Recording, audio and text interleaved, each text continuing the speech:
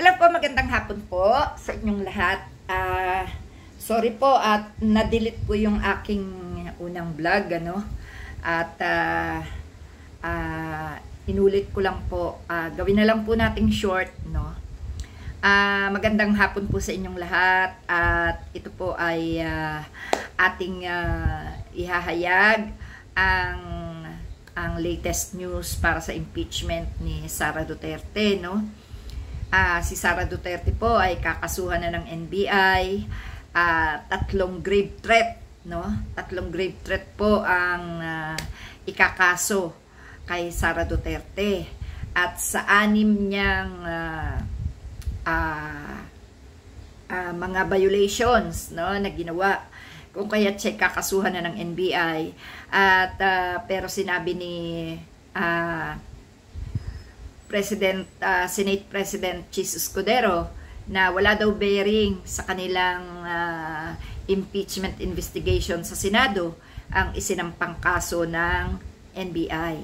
At sinabi nga ng NBI na hindi naman daw nila ito gawa-gawa lang, bagkus ay talagang napanood sa video o sa social media ang live na sinabi ni Sara Duterte na ipapapatay niya si BBM at si First Lady Liza at si Speaker Romualdez. So, ito po ang naging grounds ni Sara Duterte para tuluyan na siyang kasuhan sa NBI.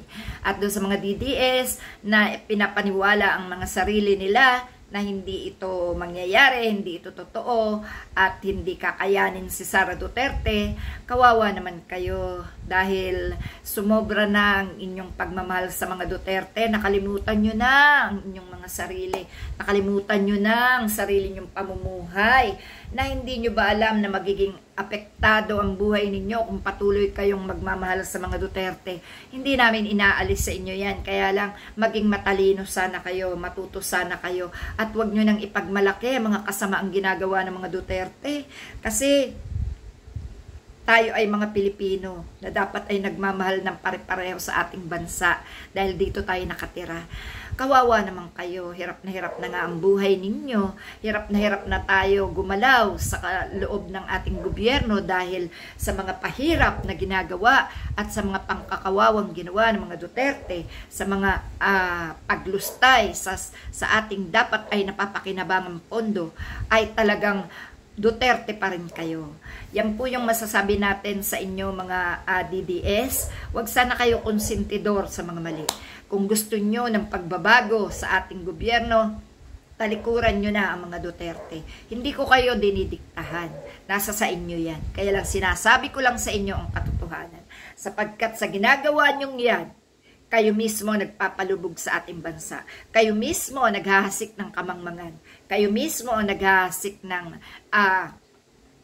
kawalang pag-asa. Maging sa inyong kaapu-apuhan, inaalis nyo ang pag-asa na lumaki silang mayroong tamang gabay. No? Hindi nyo sila ginagabayan ng tama, bagkos inilulugso nyo ang kanilang kapakanan sa mga darating na araw dahil sa pagsamban nyo sa mga Duterte.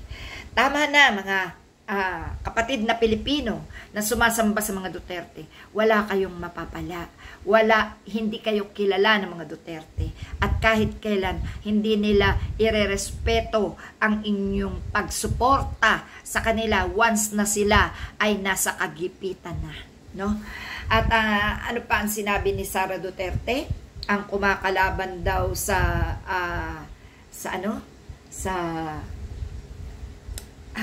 ng bayan ay kalaban ng bayan, di ba?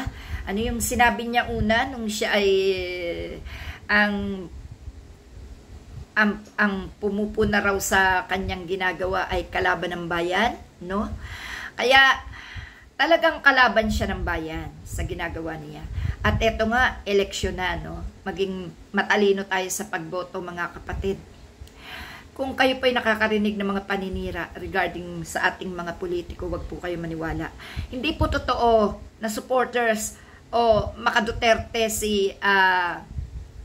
ang ating tumatakbong kandidato na si Senador Bam Aquino. Diyan po kayo nagkakamali. Kahit kailan, Ang mga Aquino ay hindi susuporta sa isang nakasasama sa bansa. Hindi susuporta. Nagbigay lang ng kaukulang pahayag si Senador Bam Aquino sa pagtatanong sa kanya kung ano masasabi niya sa impeachment ni Sara Duterte. Pero minasama na ito at minaganda ito ng mga DDS. Mali po.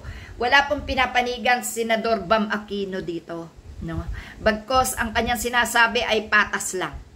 Patas lang. No?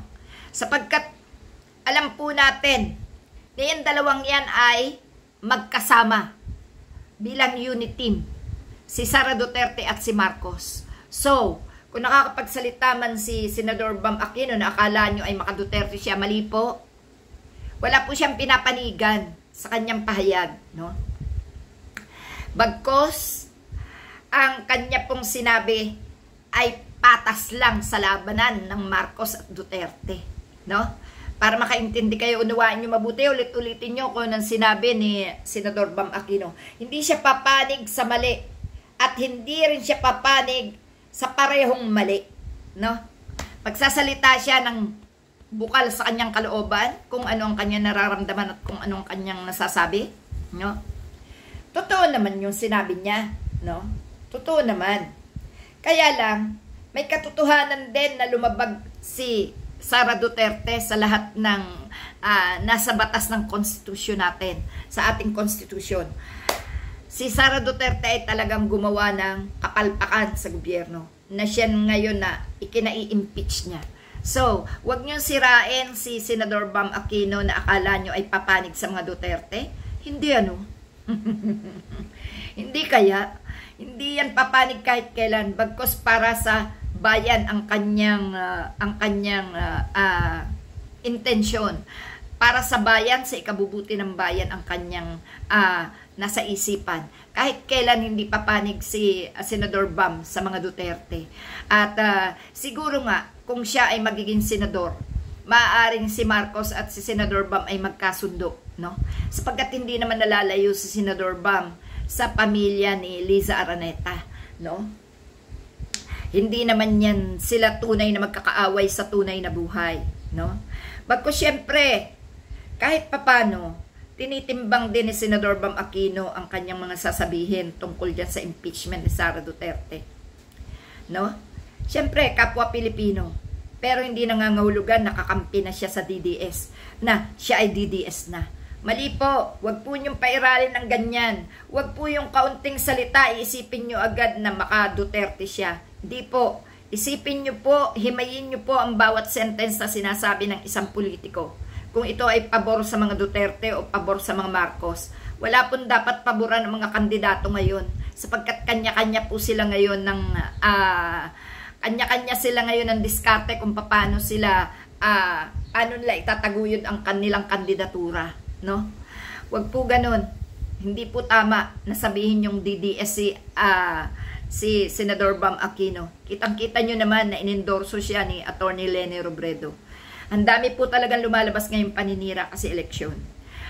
Masasabi ko lang po, ang mga Duterte at ang mga Marcos ang maituturing ko na talagang magkaaway na ngayon. Pero pagdating po sa ibang politiko na akala nyo ay magkaaway, sa politika lang po sila hindi magkasama, pero magkalaban. Magkalaban lang sila sa politika, pero sa tunay na buhay, magkakakampi sila at magkakasundo sila. Okay, yan lang po ang masasabi ko. Kaya nga po sinasabi natin na ang politika ay napakaruming laro sa buhay ng mga politiko. Salamat po mga kapatid.